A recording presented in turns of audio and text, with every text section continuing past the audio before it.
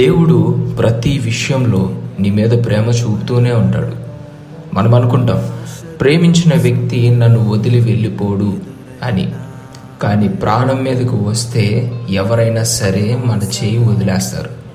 కానీ ఒక వ్యక్తి మాత్రం నీ మీద ఉన్న దోషాలన్నీ కడగడానికి, నీ మీద ఉన్న అతిక్రమణలను తుడిచివేయడానికి ఆయన ప్రాణత్యాగం చేశాడు.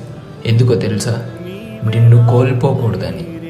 యెహోషువ 1వ అధ్యాయం 5వ వచనంలో నిన్ను విడువను ఎడబాయను అని దేవుడు చెప్పారు. నువ్వు ఆ మాట మర్చిపోయినా సరే నా దేవుడు మర్చిపోడు.